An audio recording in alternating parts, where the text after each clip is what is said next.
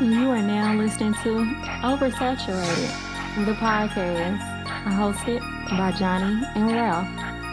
Now let's get it.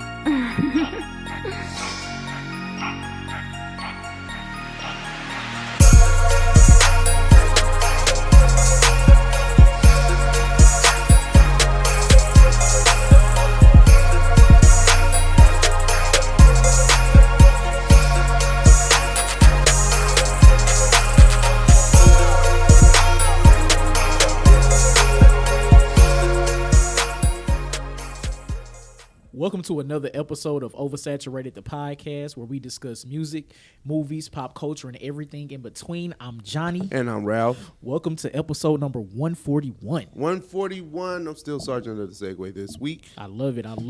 New listeners, please follow us on all social media. Facebook, just search Oversaturated, the podcast. Twitter is Oversat Podcast. Instagram is Oversat the Podcast. And our email is oversatpodcast@gmail.com. And please be sure to check out our website, oversatthepod.com.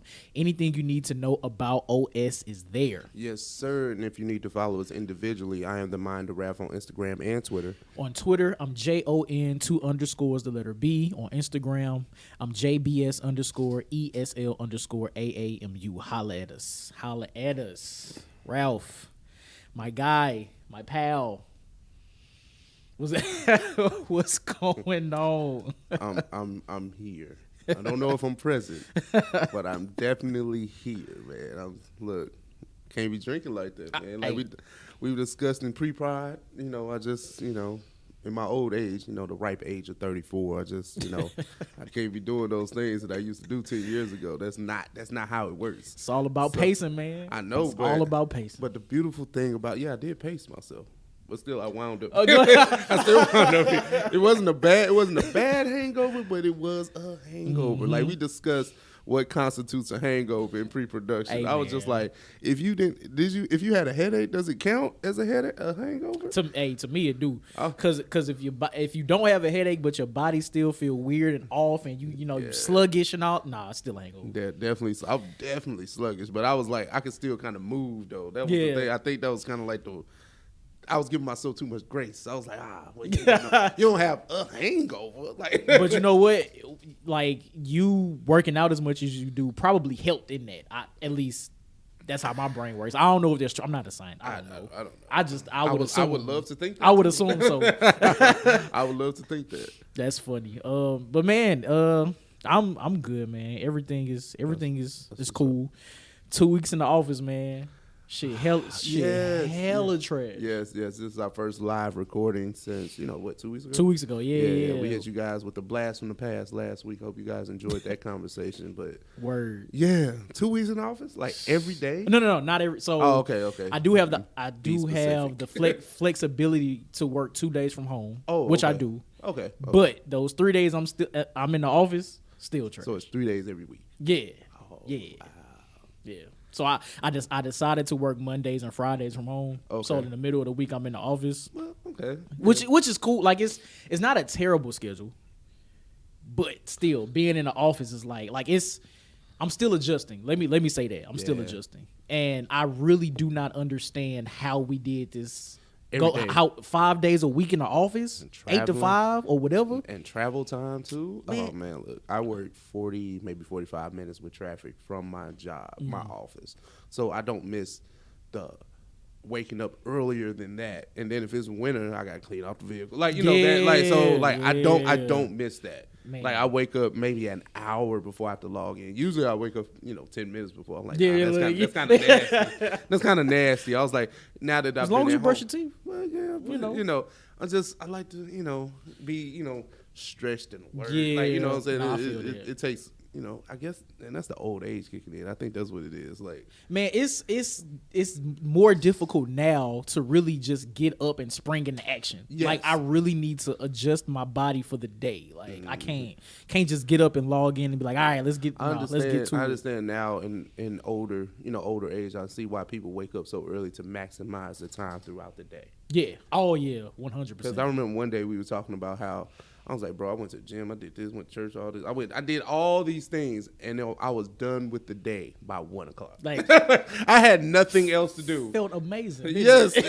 Matter of fact, it was one day, it was like a Sunday. We were getting ready to record. Like, literally, I went to the gym, went to the hours church service, God bless. We went and ate, came back home, and I was like, oh, I get to chill before I go get to record with Johnny. Yep. So yeah, man. it was lit, man. Word. Speaking of church, we are recording on Easter, so happy Easter to everybody out there. Resurrection Day. All that good stuff.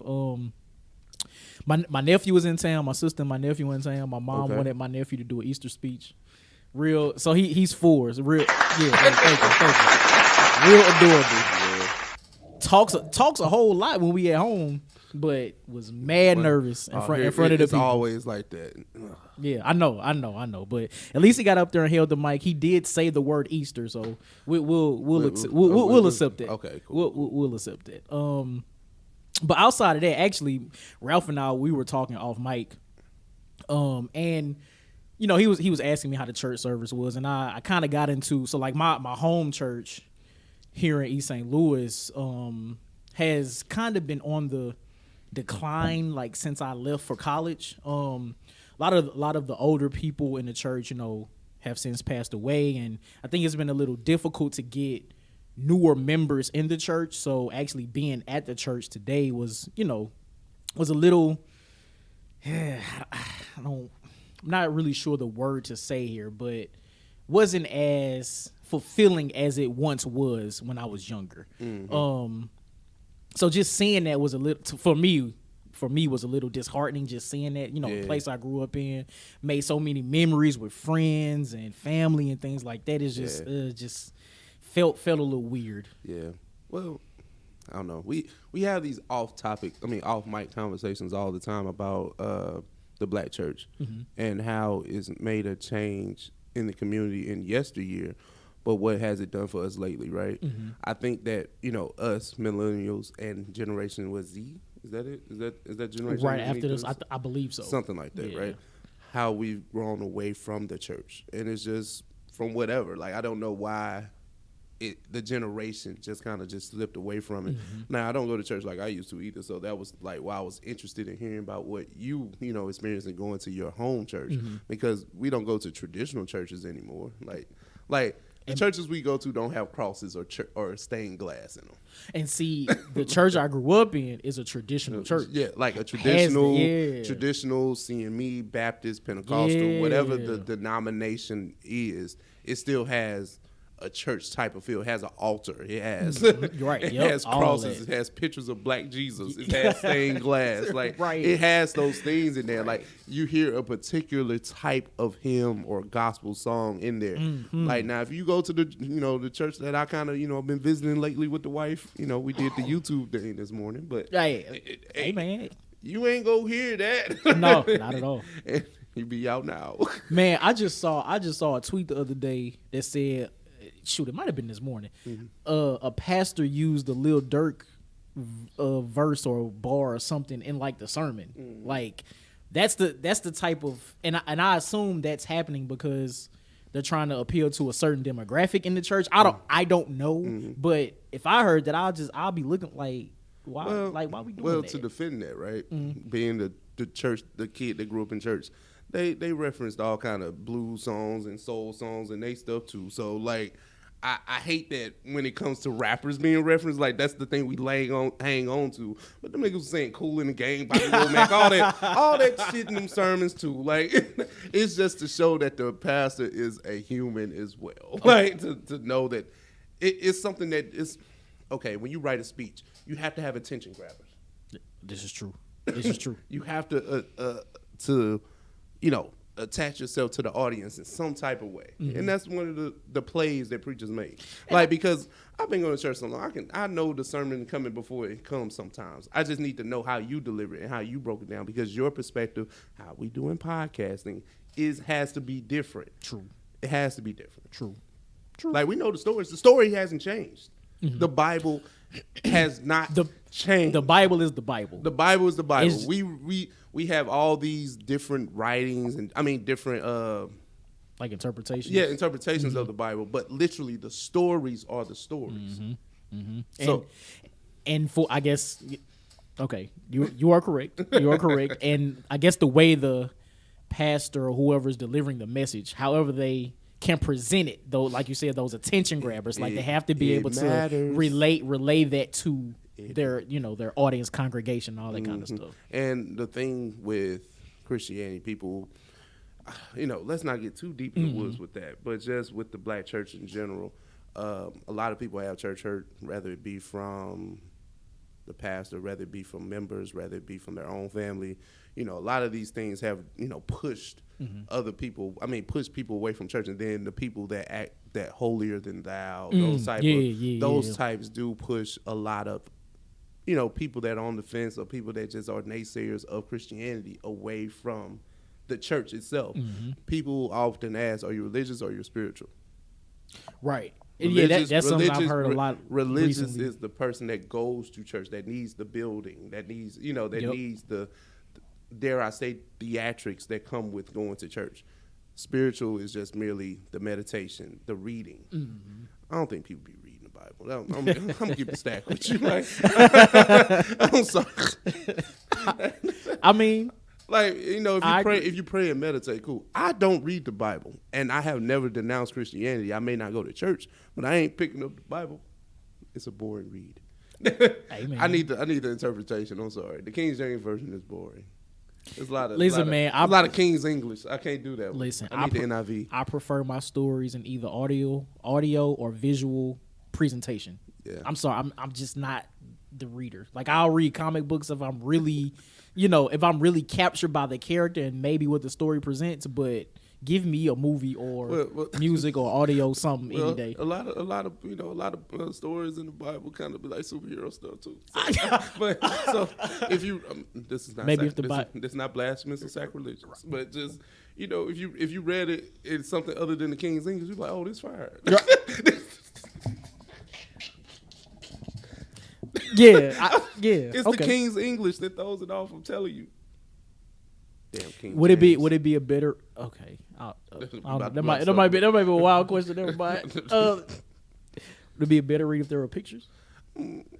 Well, you know what? Back in the day, they had them kids' Bibles with the illustrations in them joints. That's what Hold on, we still. Okay. All right. Yeah, that was a little wild. Yep. Just bring it back, man. But no, it's just, I think that the way that we view church has changed. I don't think we are so lenient on the church and the black community so much anymore. Right. The way that we used to be. I can see that. And I think it's just the societal change. I don't think people have been pushed away from God in a sense, if that's what we're talking about. I think they've just been pushed away from the institution of church. Yeah, and the individuals that do still like to attend church or a church setting, they gravitate toward those settings that have evolved with the times, because the traditional way of going to church and how church was presented today, at least to me, seems a little archaic. So, still have to get with the times, I guess. It is what it is, though. But again, happy Easter. Hope everybody enjoyed their Easter Sunday. Hope everybody completed their Easter speeches. All that good stuff. So, anyway, what we do off the dome? Let's do it. This is going to be a wild transition, right? This one, watch me, right? Now, this is a simple question. Like, you ain't really got to think too hard. I guarantee you, right? Listen to this. Right? Okay. Who is currently the baddest bitch on the socials, right? Is it Chloe Bailey or Steve Harvey? Oh, well, Steve Harvey generates more memes. So if I'm being honest, Steve Harvey low-key been slaying. I can't even front. And Chloe Bailey been going crazy. I can't even lie to you. Chloe been going nuts out here in these streets, but Steve Harvey is the baddest bitch currently on social media. Listen, I don't know if he's styling himself, if it's his wife, or he got to style. I think he literally has a stylist, because you see him in the most, like, the craziest. Like, not, well, some of the stuff be a little wild. Some of the stuff I'm like, I can see that. Like, I can see that. Because we had these jokes with Steve Harvey because he's Steve Harvey. Yeah, but y'all remember Steve Harvey? Gunna be wearing half that other stuff. We don't say nothing to Gunna because he, it's Gunna. Yeah. Like, but you're 60s whatever old Steve Harvey. So we got these jokes that you got this Balenciaga whatever on because it's. Is Steve Harvey the most improved when it comes to style in Hollywood? Because when he came in, he was already an old nigga. Like me. It's true. Like sidebar, right? Me and Anna, and my wife. I said we still watch, old clips of Steve Harvey, the Steve Harvey show. Yeah. So he came in, he was old. He was he was like 30 something. Kings of Comedy, he was old. Yeah. And he always wore them big ass suits. This is true. That was his line. That was his line. He had a line of big ass suits. He had a line of big ass suits when people stopped wearing big ass suits. Like it was crazy. Like he did the partnership with KG, which was genius. Don't ever get this twisted. It was genius that he did it. It was just at the time where fashion was changing. Steve Harvey don't even wear big suits no more. Right. He actually wears Taylor his shit tailored. Yeah. Exactly. So he don't even. It's like, all right, whatever. But Steve Harvey currently the baddest bitch on the socials. Over Chloe Bailey. That's insane. That's crazy. That is insane. That was funny though.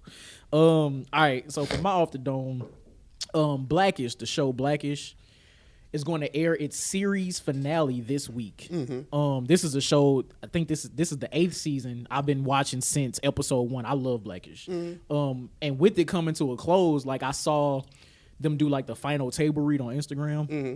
and it almost like made me shed a tear because like damn, like I'm emotionally invested in these characters. Yeah. So I wanted to ask you, what is a show that you've watched as it aired from beginning to end that you almost cried when it ended? Honestly, I don't have an answer to that question because, like, when I started watching shows like that for real, it was like Powers and stuff like that. Oh, okay. So I wasn't really like I literally watched Power from its inception, right? Same. And when it got to the end, I was like, yeah, I'm glad, and it never ended. So right, it is still going. Still going. That's so funny. Honestly, I wish I had like a legit answer to that where I was just like, oh, I am just so distraught because me, I'll go back into the time machine and watch all these stuff where it's not airing. So, so I guess I think technically you got me. I don't have an answer. Well, yay for me. Applause for me. But I'll remix it for you then. So, a show that you maybe had picked up, that you streamed from beginning to end, and when it was over, you were sad about it. Well, let's talk about a show that we always talk about, Breaking Bad. I think when I got to the end, I wasn't satisfied with how Walter died. He died like that. I was like, damn, no. Like, no. I thought it was going to be a little bit more than this. But, hey. I feel that. But like you, I really didn't start, like, watching shows from inception to end until, like, mid to late 20s. Yeah, so it's like by that time, I think how we view shows was different because all the better ones have been done already. Yeah, and as adults, we're more in tune. We have more time to actually sit and watch these shows when we want to. But the answer for me is a show called Arrow that was on the CW. This was the beginning of the mainstream superhero arc of shows that is on the CW. I forget what year it started, but that's a show that I watched from episode 1 until it ended in 2019, if I'm not mistaken. Mm-hmm. The main character, Oliver Queen / Green Arrow, was played by Stephen Amell. I think that's how you pronounce his last name. I was so emotionally involved with that particular character because everything that he went through in the series, from losing his mother, losing his sister, going back and forth between his relationship with Felicity, I was just emotionally invested in him. Yeah. And the fact that he was able to get with his wife in the afterlife, it's a whole thing. I cried because he finally got his happy ending. Because every season there seemed to be something that kept him away from his wife. Yeah. So in the end, they actually ended up together in the afterlife, and that just tugged on my heartstring, man. It did something to me. Gotcha. So yeah, I actually shared some tears on it. It was great. I thought it was a great ending, and so yeah, that's my answer, man. Cool. Hey man, that was off the dome. Who is currently the baddest bitch on the socials? Is it Chloe Bailey or is it Steve Harvey? Or insert C. Right, insert name here. Right. Yeah. And what TV show did you watch from episode 1 to the final episode that made you cry or almost cry when it ended? Let us know. Yeah, let us know. OS Gang, what up? We got a few topics, a few news articles for those that, that love our news articles. Make sure you enunciate. We got a few things to discuss, but first things first, man. We were just speaking about TV shows, but Rick Ross continues to beef with 50 Cent, stating that he has a new show in the works and it's going to blow pretty much power out of the water, and I'm paraphrasing. But, Johnny, what do you think about Rick Ross stating that he's EPing a new show and then he's openly beefing with 50 Cent about ratings? Well, first of all, it's dope that he's creating a show or EPing a show, whatever is happening with the show. That's dope. Get your money, King. It's lit. But when it comes to him challenging 50 Cent on ratings and all that, you're going to have to show and prove, my guy. Hey. That is very true. I think, I can't say for sure, but I would imagine when 50 Cent first started with Power, I don't know if we knew it would go for as long as it has or be as good as it has been, even with the Power universe now and the Offspring shows and things like that. Yeah. So 50 Cent, even with BMF, and he did have a show on ABC at one point, right? For life. Yeah. For life. So for the past how many of years, 50 Cent has had a great track record of EP and TV shows. So like 2013, 2014. Like that's where it started. We talking almost 10 years here. Yeah. Like nonstop. Yeah. So Rick Ross, if you want to challenge this man, I think you might need to not say nothing until your show actually first of all comes out, because a lot. Oh no, go ahead. I was gonna say. Finish your boss. I was gonna say because a lot of shows, they get a pilot, they shoot the pilot never airs, and the show just falls by the wayside. So might not want to talk that big until your show actually comes out and we see how it does after the first season. Well, we're merely going off of Rick Ross talking shit on Instagram, right? But this just became a topic and it became a thing of discussion. I'm not really sure. Rick Ross has been successful in many avenues, right? Yep. But becoming a mogul in media is a little bit different too. There are red tape and a lot of things that you have to go through, and I think the story that 50 hit with Power was just tremendous. Yeah. So it's just bigger than Rick Ross being on this. What does his team look like? What is the story of this show going to be? Who's the actor? Like, all that stuff matters. 100%. Like, the reason why Power worked was because of the story, those actors, the way it was shot. Like, it was just something I ain't going to say we'd never seen before, but it was just such a cultural phenomenon to us. Yeah. You know how a lot of individuals just jump into podcasting, think that it's really easy. Oh, shit, yeah. What I'm hoping is that's not what Rick Ross is doing with his TV show or whatever it is he has going on. I hope he does have a team. I hope he has good writers. I hope he has like actors lined up, because he didn't even say what type of TV show it would be. That's the thing. Like we don't even know what kind of show this is. So whatever it is, I hope he has the right people behind him to help him, make sure it's done right, because it's not again, like podcasting, I would imagine jumping into TV and film is not something you could just easily do. Well, let's think about this. What has Rick Ross publicly failed at that we know of? Publicly? Yeah, like a public business fail. Maybe music.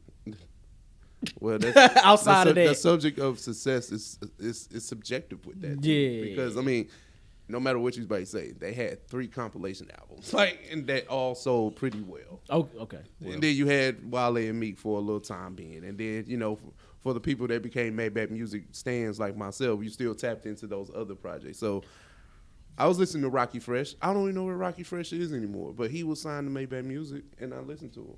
But okay, point made. But no, just like. It's still like, okay, Wingstop, Checkers, all the other stuff that Rick Ross has been involved in. I'm just talking about like business stuff. So back to your question, publicly, Rick Ross hasn't failed at anything. Yeah. Publicly. So I mean, listen, he might got something fire in the tuck. We don't know. All I'm saying is get it out first before you start talking. I get you. And now let's talk about the beef. Keeping the same energy. Like, he was like, I'm coming straight for 50 head with the ratings. Like, it's like, you ain't gonna see me in rapping, my boy. We already established that. Like, that's how Rick Ross feels. I'm not here to get into all that. Yeah, but, that's how Rick Ross feels. So I already got you on the rapping joint. Now I'm finna come at you in your arena where you are selling that right now. Do you like that energy? Oh no, I'm not mad at it. Hey, at least he keeping the same energy. Okay. He keeping the same energy. Okay. But I still think he should have like let the ratings do their thing first. Because he made this post on Instagram. This whatever show he making might not even come out until 2023, 24. So like this is literally Rick Ross. He probably is in talks with the network about a show, and he just, or maybe it just got approved. But it's like you said, we're not gonna get this for a while, man. You know, and who knows? Like we might be on Tariq season 4 by then. Right? It's hold on. Wait, Tariq gonna be married. Time out. The show is not named Tariq. But no, it is. It's Ghost. In the black community, it's Tariq. Just like Force is Tommy. Yeah. Come on. All right. Nah, you know what's up. You know the vibe. You know exactly what's up. Damn, I made me forget my point. I was gonna say something, but I can't remember what it was. Oh, that's funny. Anyway. Oh, I hope this is not another one of those first look deals, just like what Meg had with Netflix. Oh. How they said that they got a first look deal, but then nothing ever came out. Oh yeah. I hope this is not him just saying that and then nothing ever comes out. Ross can sometimes put his foot in his mouth sometimes too. So I won't stand on him on that. Like, you know what I'm saying? Because Ross my guy, but sometimes he can go a little too far. But this a little extra. Yeah. Listen, I'm here for whatever TV show he got in the works. Like, yeah. I want to see it. And I hope he's able to follow through with it. I hope it gets picked up by whoever he wants to pick it up. Like, yeah. I want to see it. Yeah, like whatever it is, we'll watch it because it's new black content. Yep. So exactly. We'll check it out. So shout out to Rick Ross and his business endeavors. But speaking of business endeavors, we got another hip hop icon stepping into that business arena. We got Snoop Dogg pulling Deathrow's catalog from all streaming platforms, and he said he's going to build his own platform for a monthly subscription fee. Johnny, what do you think about this? This is very interesting. This is a very interesting business move. And I'm not even really sure where to start. So we all know Snoop is now the owner of Deathrow Records. We also know the past month or so he's been taking all of Death Row's catalog off of streaming platforms, and a lot of people have been speculating, oh, what is he going to do? So now we actually know what he plans to do with that. Now, do I think him creating a Death Row streaming service is a good idea? Not so much, because I don't know if Death Row's catalog is strong enough for individuals to say, let me go get this streaming service because I want to listen to Death Row, Death Row music. I don't know if it's strong enough to hold its own when it comes to having its own streaming service. Okay. So that's where I'm at with that. Okay. I agree. I agree. I mean, it's levels to this, right? Because when we discussed this, when it first became a headline, we was like, Snoop bought Death Row Records. We was like, dope. Does he have access to the full catalog? Because that does matter. If he has access to the Tupac stuff, if he has access to Chronic, does he have access to Doggy Style? That matters. And if we're getting away from physical copies of music and things like that, and whoever wants to go stream strictly Death Row music, I don't know who, but right? Yeah. I mean, exactly, I'm just saying, like, exactly. I don't know. Like, Death Row is clearly one of the strongest brands hip hop has ever seen. So that's not where I'm even going. But we're talking about 2023, not 2022, because this is not going to be launched tomorrow. Right, exactly. So we're talking about next year, maybe the year after.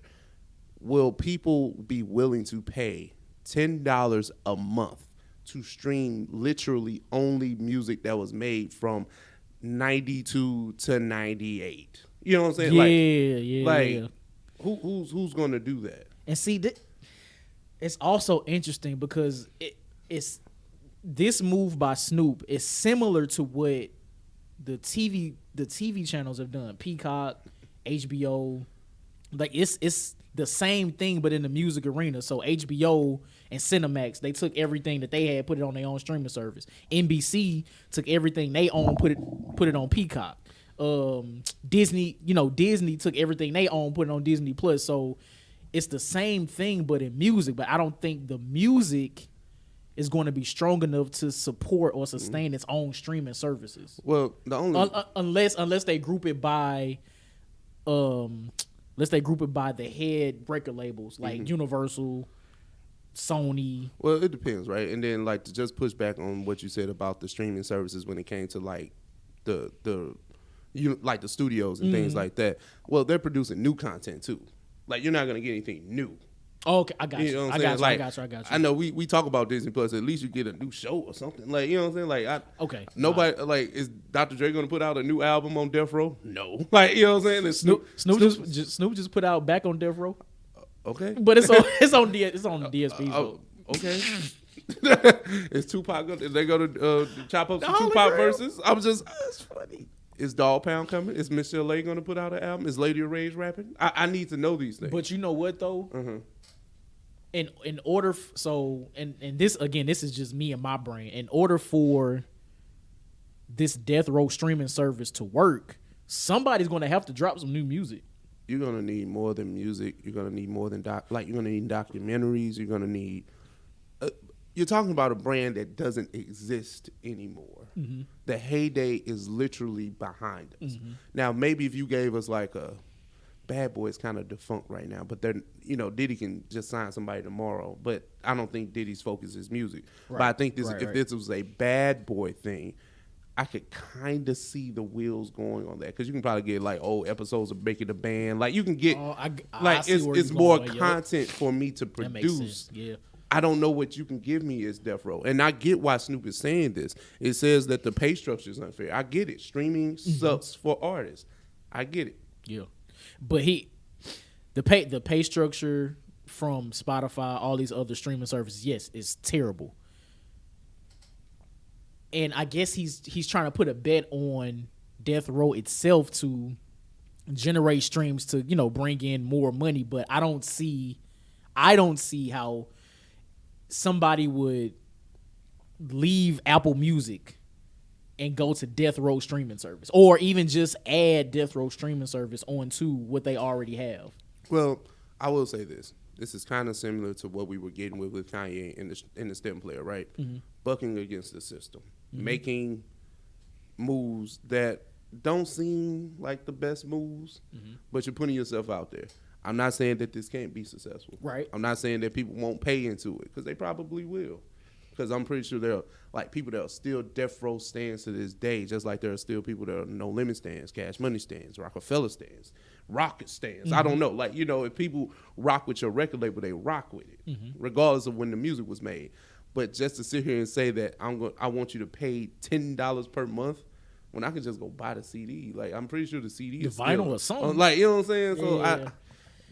But the thing is, how can you compete with Apple or a Spotify or Google Music or whoever these big streaming giants are when I can pay the same price and have access to a bigger library? That's my only issue, the lack of content. Right. If it's not it's like the lack of content. I don't see how this works. You know what I could see happening?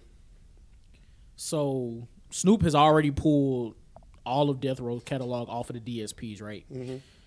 I can see him just holding it for a year or two, maybe 3, and people saying, "Hey Apple, hey Spotify, hey Tidal, hey whoever, I want this music back." So Apple, Spotify, Tidal, they go to Snoop at Deathrow and say, "I'm going to license your music to put back on my DSP." So now they're paying Deathrow a licensing fee. So now they're making their money. They're making more money than they would just from streaming. Maybe that's the thought process here. I actually kind of like that. It's kind of like a business move. Like, you know what? You keep playing with me, I'm gonna just snatch this.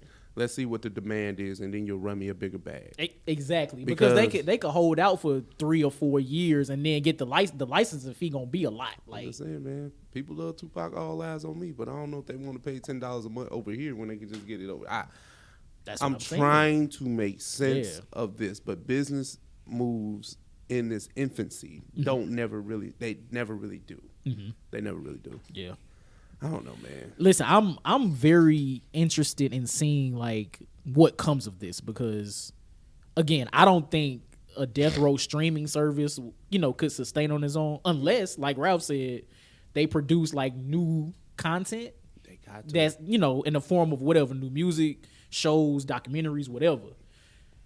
Or like I said, it could be a licensing fee thing in the future. Like I don't know, but that's just where my brain went. So, and it could be something we're not even thinking about.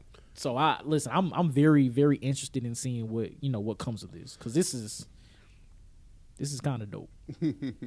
Man, let's see what comes of this business. Well, we all over business today. Man, the Discovery Channel, I didn't even know they had this much money, but they bought Warner Media for $43 billion. You know what that means to all our blurred content people that love the blurred content that we produce? That means that DC is in new hands. Johnny, what do you think about this? DC Entertainment being bought by Discovery for $43 billion. Do you think the DCEU is in for overhaul or remake now? I just don't know where to start with this. Free the Flash movie, damn it. That's all I want out of this. I just want the Flash movie. Let's slow roll in there. Okay. We gonna get to Yeah. that. I know you got your bars for that. We gonna get to that. Maybe that's why I got shelved. That ain't why I got shelved. Oh, okay. Well, we'll talk about that. It's business moves all over. All over. I'll start with that. It just so happens that Warner Brothers, Warner Media, whatever, has become a casualty, because they have all of these movies and properties in the pipeline. Aquaman is scheduled to come out next year. The Flash was supposed to come out this year. Like, they got all these things done and ready to come out. All the movies that are in the pipeline to be created to come out. Also, they have like the TV shows that are on the CW. Like, they have a vast catalog of properties across TV and film, right? And from what it sounds like, this overhaul, it sounds like they want to just scrap everything and start all the way over. Which is insane, because we're knee deep into everything. Like, we're up to season 8 of The Flash on the CW right now. The Batman just came out. The Joker 2 is in the works. Like I said, the Aquaman and Flash movies, the Black Adam movie, Shazam, all that is scheduled to come out within the next year and a half. What are we doing? Okay. It's so funny to me when you have the big Joker, the Ace, and the Deuce. You know what I'm saying? Shout out to the Royal Flush gang. I'm just saying, you got all that in your pocket, and yet you still fumble it. You're not supposed to lose books. Marvel is beating you with jacks. Man, what? Marvel's beating you with low spades. This ain't even how it's supposed to work. Moon Knight out. They beating him with 5s. Man, what is happening? It's not supposed to be like this at all. Like, you literally have access to Batman, Superman, Flash, Aquaman, Wonder Woman. You can't even get them right. Like, collectively get them right. Like, we've had one-offs, and we love the Batman films. We put them over here. Okay, cool. Wonder Woman, Flash, we haven't got him. Aquaman, $1 billion. Like, you know what I'm saying? Yo, this is the most random. Like, this is so random. It's like, okay, and then who I missed? Like, okay, Superman. We never got a sequel. Like, it happens. And that was actually a good film. That Man of Steel movie was fire, and we still ain't got no sequel. That's nasty. But, I mean, I don't know what this means, because we're still going to get to a point where we're going to have a fatigue of seeing only Batman films, only Superman films. Like, you have to dig into, like, we can't stay in the Batman universe forever. We cannot. We really haven't gotten a proper Superman film since when? Christopher Reeves? Like, everything else been kind of like, all right. Man of Steel. I mean, Man of Steel, but I mean, what about Superman Returns?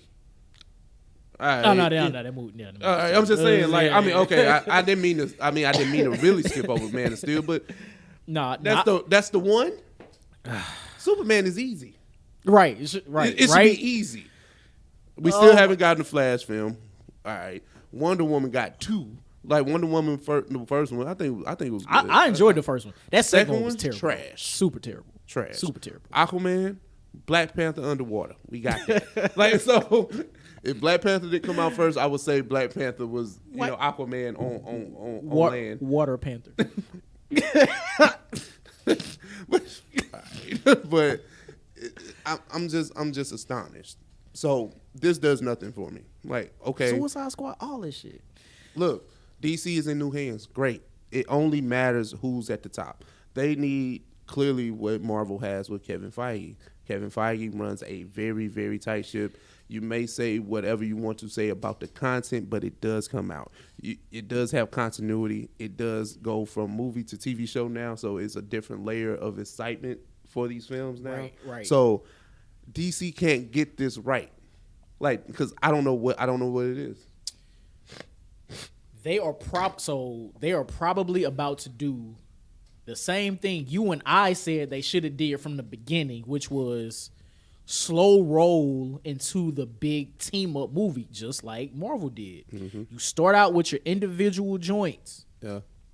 But at this point, I don't really want to see Batman and Superman. Like, I don't really want to see that. We've already got Batman versus Superman in live action. And that shit was terrible. And I wanted that movie to be good so bad. But it's not.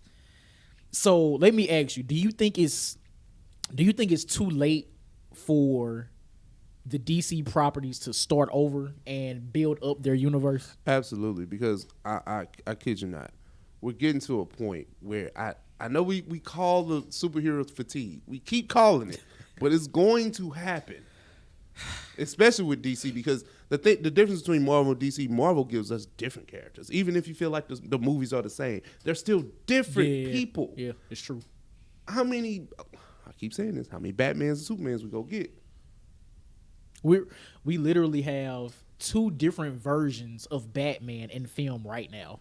We got the Ben Affleck joint, which he probably won't play anymore. He was supposed to pop up in the Flash movie, but then we also have Robert Pattinson's Batman that just came out in March. That has nothing to do. Has absolutely nothing to do with no other DC movie we've seen. That's how you know it's nasty. Like that's how he's like, no, we ain't messing with this extended universe, sir. We gonna stay right here. We gonna stay right here in our little space. It's so frustrating. I think we need to change the phrase from superhero fatigue to DC fatigue, because I'm fed up. I'm at the point now where I'm just like, you know what? All the DC properties, just scratch it. Just scratch them all. You see, the thing is, like, Marvel started off very family friendly, very cookie cutter. They're starting to take those risks now. You see it in the property. They have to now. Yeah, they have to now. DC went straight from like, hey, we making these. Oh, no. Marvel going dark. We gonna go darker right now. Like straight to dark. Like, all right, but the movies have to be good. That's all. Produce good content, right? That's pretty much what we're getting at with all of this. Mm-hmm. But DCEU has lacked a lot when it comes to that. They lack in continuity, which is crazy. They lack in just a cohesive story within their own one movie. Like, it doesn't work. And yeah, they need to decide. Do they want to have a cinematic universe where there's continuity amongst the movies, TV shows, all that good stuff? Mm-hmm. Or if they want to just produce superhero content that is individual in itself. So Shazam is its own movie universe or whatever. Mm-hmm. Batman is its own movie universe. Wonder Woman is its own movie universe, and then stick to doing their TV properties that are completely separate from the movies. They have to figure out which route they want to take, because everything is like, I feel like it's commingled now, which makes things even more complicated. Commingled. I like that word. You know, I try a little bit. But yeah, like, it's they really have to decide, and I'm hoping with this with the purchase of Warner Media by Discovery, I hope that somebody comes to the conclusion like, hey, we need to figure out one direction to take and stick with it, because it seems like they just been throwing darts at a dartboard and like, you know what, we gonna mix Wonder Woman with Blue Beetle and now we good. Like, what we doing? What are we doing? I have nothing. Somebody need to go in the meeting and ask, what are we doing? Because Come on, we confused. So pretty much the next, like, I would say this. Next time they do something big, I'm like, whatever. I'm not like for real though. Like seriously. I'm not gonna care. So okay. Last question on this. Mm-hmm. So all the movies that are actually complete and scheduled to come out, do they still release them, or do they scratch them and just literally start all the way over from scratch?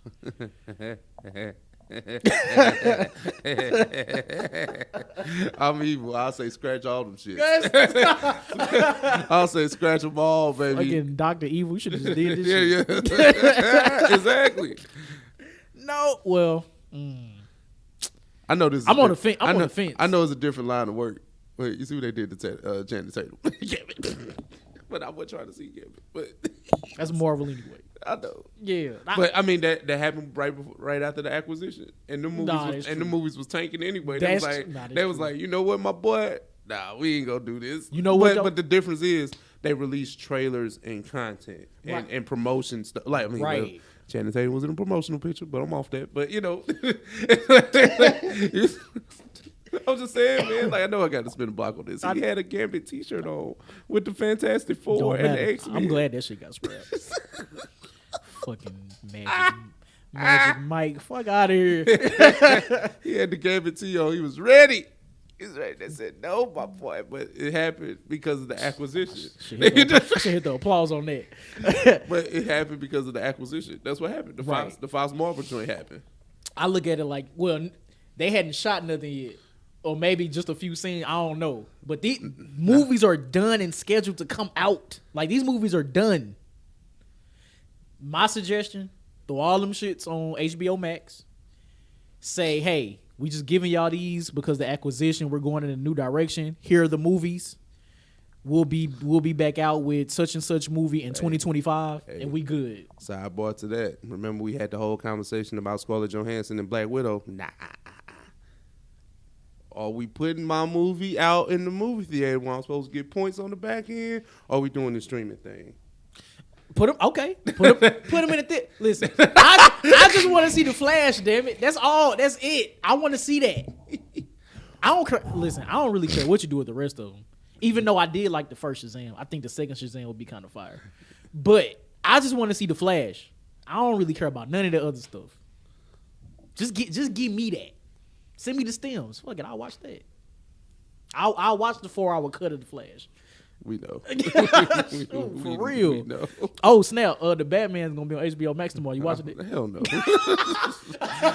Hell no. I just did that for the reaction.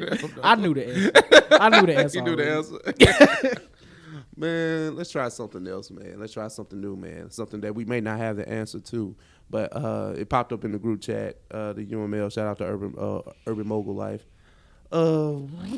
Why isn't Virginia considered the capital of hip hop? That just spawned a great conversation that we just had to bleed over to OS. So we had to see what's happening with that. So Johnny, let me ask you, why don't you think Virginia is considered more of a staple in hip hop? Man, this is a loaded question. Honestly, I'm gonna say just because it's Virginia. Like, it's literally the state of Virginia. Like, it doesn't seem like a very exciting place to be. Like, if you've never been there, it's like it's Virginia, you know.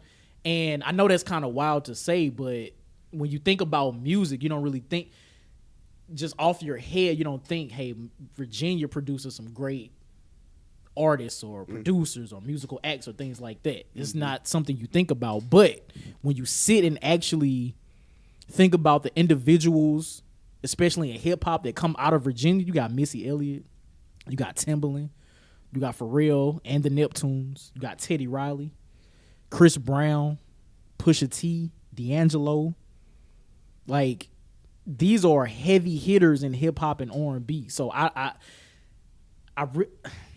outside of it being just the state of Virginia, I don't really know why we wouldn't consider Virginia like, you know, one of the hip hop capitals. I don't know. We should add Devontae Swing to that list because he's from Virginia as well. Yeah, listen. But the thing with that, like we said, Virginia isn't glamorous, and this is coming from people in the Midwest. Yeah, There's right. Respectfully, like y'all got beaches, so hey, look, I ain't got nothing for D you. facts. But Virginia has produced, like we said, a lot of heavy hitters in the culture, like in the culture of hip hop. They are figureheads. They are leaders. They are Super producers, like yes, Grammy Award winners, like Yes. whatever accolades you feel like an individual needs to be labeled top tier iconic legend, these individuals have. Exactly. It's weird because like Devontae Swing being who he is, being the architect and one of the greatest 90s R&B groups, because when people say, oh, I love 90s R&B, they're probably talking about Jodeci at the top, right? But he wrote all the songs. Like, you got to give him that. He produced their first album. You have to give him that. So, and then by him having Timbaland, Missy, Genuine underneath here, Man, like what? that happened. So you got that.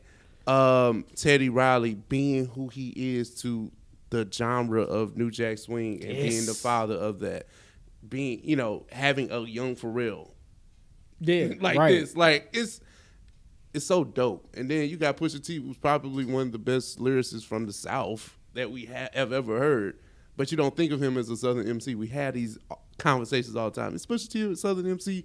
Yes. Yeah, he is. But we don't think of Virginia having a distinct sound either. So that's one element to it. And I was about to get to that.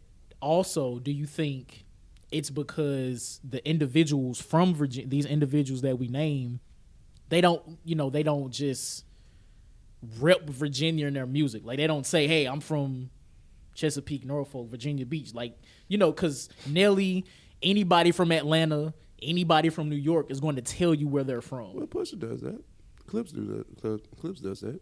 Outside the Clips, then. Well, no, don't start that. Clips do it. Oh, okay, okay. No, I'm just saying I'm from Virginia. Who ain't shit to do but cook. Like, Okay, I hear you. mm-hmm.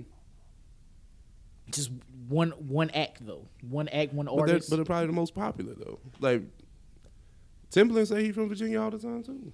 In his music though. Yeah.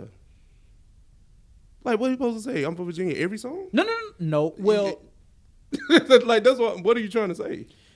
that the artists that are from Atlanta or the artists that are from Texas or the artists that are from New York, they're going to tell you probably in every song that they are from Virginia, or in today's climate on social media, they're going to, I just don't think they, like, if you listen to the songs, you listen to those albums, yes, they say they're from Virginia. I just don't know if it's something that we care about. Like, and I'm only asking, do you think that plays a part into why Virginia isn't recognized like that when it comes to hip hop? I just think Virginia doesn't have a particular sound. That's the only thing I think. Got you. Okay. Because when you listen to New York, you know you listen to New York. When And you listen to a West Coast cat, you know you listen to a West Coast cat. When you listen to some Miami bass, you listen to Texas Chopped and Screwed, you listen to Atlanta, you listen to Louisiana, you know what you're listening to. Oh yeah, and I like, and you know I'm what I'm saying? not You mad listen at to it, Detroit, you know what you listen to. You listen to Chicago drill, you know what you're listening They to. don't have a specific I just accent don't think they have anything. a specific sound. That's me. Like, and I'm pretty well versed on what Missy Timbaland and and the Clips, and Pharrell do. But their sound just sounds great, and is almost damn near universal. And maybe that's what it is. Like not having or having a universal sound that can be played anywhere, be picked up anywhere, and not be defined to one specific state or region. Maybe that's why they aren't considered, And it's crazy to sit here and say we're talking about a southern state, but they don't really get like the southern cred. Like, you know what I'm saying? Because maybe I'm looking at it the wrong way, but we know Virginia is a southern state. It's been established, right? well, No, I'm but, just saying between us, yes. Yeah, okay. But see, Virginia's a southern state, right? Yes, for Okay. the purposes of OS, and whenever we talk about Virginia, North Carolina, all them southern states. Yes. But see how you and I even have to just sit and like Think establish about it. that. The average the average person in the hip hop community, they don't think Southern when they think Virginia. Yeah, it's crazy because like why wouldn't you? Because I mean they're so close to New York, but in DC, in Philly and the tri-states. but I don't know if they get the same love like that. Mm-hmm. Also true. I don't know. Because when we think Pusha T, we think he's from up there somewhere, right? If we were to survey 10 random people right now and ask them like how close Virginia is to New York, I bet you at least 7 of them wouldn't even know that it was that close. It's close enough. Well, no, I'm saying we know, but I'm saying I think the average person doesn't know how close Virginia is to Philly and New York, like you just mentioned. Mm-hmm. And I think that could be a case of it too. It's like, yeah, we know Virginia is somewhere on the East Coast, but we don't know exactly where. We don't know where it fits into the country, things like that. Like we just don't know. Yeah, that's crazy because it's like I don't know why Virginia doesn't get that credit that it deserves. Because if I was from Virginia, I'd be telling Nick, like we all the time. We rep where we're from, right? Yeah. And you have a pride, you have a regional pride. I don't know if I've ever met anybody from Virginia. You know, like I mean my grandma, my cousins, my aunts and stuff up there. Okay. So I've been there a few times and I can definitely say it's a southern state because there's nothing but southern accents running all the way around. Yeah. They don't think they southern. But they southern. Oh no, y'all southern. They as hell. Y'all slaves, my boy. Run it up. Exhibit B. So yeah, so like I think you mentioning that there's the sound that came out of there is universal. I think that's probably the main reason. And a lot of them are very eclectic. The hardest rapper we gave you was Pusha T, and I ain't saying Pusha T no slouch either. Right. You know what I'm saying? The hardest person I gave you was Pusha T. It's true. Pusha T and Malice. All right, cool. Like we said, like we did just before, we gonna put him over there. Yep. Right? Let's talk about Devontae Swing, who was a R&B producer, street nigga, but R&B producer. Timbaland, super producer, for real, eclectic as fuck, and his partner is Asian. Yeah. So respect to Chad, but I'm just saying. Yeah. And then you got Missy, one of the most unique voices in hip hop. Period. One of the most creative minds in hip hop. Period. One of our female goats. We put her up there. Oh, big facts. We said that. Big facts. Every person you just mentioned, you mentioned how eclectic they are. Mm-hmm. Could that also play a part into it too? Absolutely. Absolutely. Because like I said, like the sound is so different. Like I just gave you an R&B dude, like Devontae Swing, who's probably the gatekeeper for all of them. He probably kicked down the door for all of them, respectfully. Like, or maybe Teddy Riley. I don't know how you want to go with that. But big facts. Hold on, is Teddy Riley from Virginia or New York? I was telling you from Harlem. Maybe I don't know. It could be one of those cases where he like grew up a little bit in Virginia, but then moved to New York type shit. Gotcha. Like DJ Premier and all that. God. Yeah. All right. Yeah. But shit, even thinking about Teddy Riley, right? Teddy Riley worked with probably the creator of New Jack Swing, yep. a whole sub genre in hip hop and R&B, right? Yep. Worked with the king of pop. Worked with all types of pop artists, R&B artists producing for them. Like think about Teddy Riley and his range when it comes to just producing for artists. And he had 2 successful groups of his own. Well, three. That's insane. No, he had 2 on Tripping Guy and Black Street. My bad. Still 2. Still insane. Like what are we talking about? So from now on, all the listeners, we are considering Virginia as a mecca of hip hop because it's just too many dope, powerful legends, icons that have come out of Virginia. Think about it like this from a beef standpoint, right? Well, not beef, but just like acceptance. Mm-hmm. Nobody had to go out their way to accept what Virginia was doing. True. Because New York, Mecca, all right, we understand that, y'all started, all right, great. When the West Coast came in, oh man, we don't like them Jerry Curl wearing niggas. All right, cool. But they continue to do great things and become great. Right. Establish the coast. All right, cool. We go down south. We don't want to hear the South rose again. You know what I'm saying? Big facts. So and then the Midwest, we do what we do. We had our time. Yeah, but nobody ever, outside of maybe Nelly Pop stuff, nobody really like shitted on it. This is true. I don't think so. That's true. No, that's true. And like our last conversation about the different regions, it's just like Chicago. Just so many different sounds come out of that one city from that particular place is dope. So these individuals represent Virginia very well. Yeah. And from this moment forward, Yeah. like we have to consider them. This is very true. I just don't think anybody ever shunned them. Like, oh, Virginia, yeah. Oh, no, I don't think that was ever a conversation.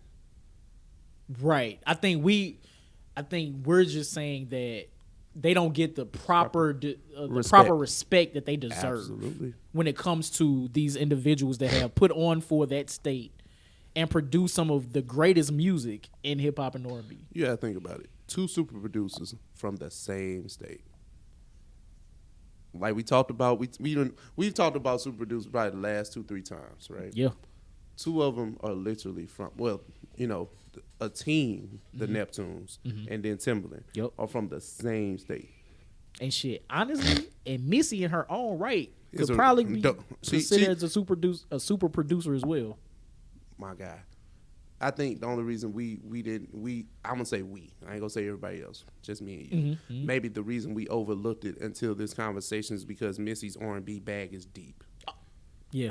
Missy's R&B bag is deep. Like- I can't speak to what she's produced for rappers, but the R&B bag, yeah, it's different. woo. Different. So Devontae Swing being the architect of Jodeci, you got him. Him developing Swing Mob, bringing in Timbaland and Missy. Then you got Pharrell and Teddy Riley. I guess because they're the producers, like more so, not to say that they don't have great catalogs. Everybody up here has produced some type of classic song or album or something, right? But I guess it's because they're more so producer bags than anything. And is that it? I mean, I don't quite possibly, but when you think about it, you got the whole country coming to them for shit. The country. So we've established that they come to them. You had to go see them. You had to see them if you wanted that hit.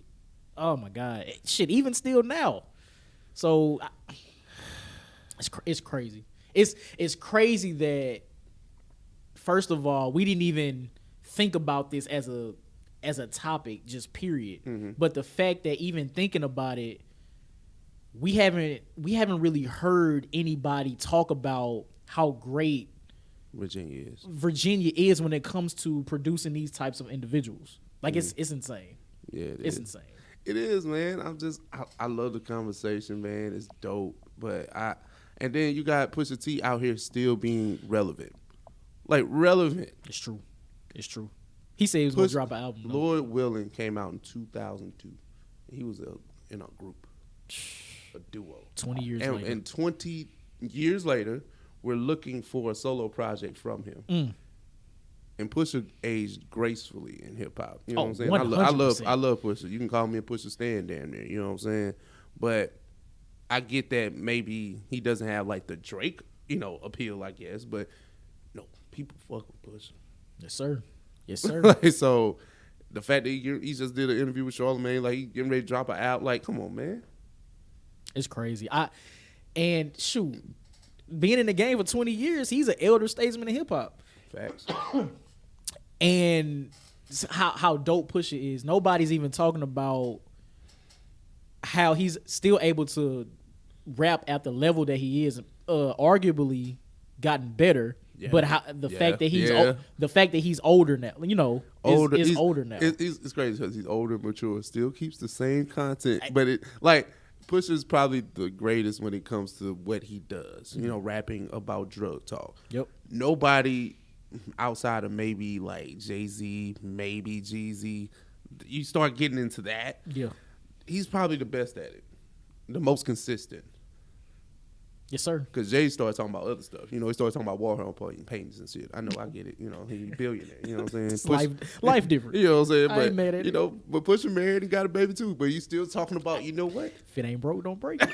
Yes, sir. That's what I'm saying. Yes, what I'm saying. Yes, sir. And I ain't mad at it either. I love it, man. But I'm not. That's all I got on it. Okay, yeah, man. But no, let us know, what do you think is Virginia disrespected in hip hop? Pretty much. That's what we're asking. Yeah, let us know what you guys think about that. If you're on YouTube, we appreciate y'all for rocking with us this long. Please like, share, subscribe, hit the comment section, join us in our discussion on the topics. Let us know what y'all thinking about that. And if you are on audio. It's time for OS Song of the Week. Let's get to it. You want me to take it? Yeah, take it away. Got you. Take it away. Take That's it away. Funny. That's funny. Shout out to James Biko.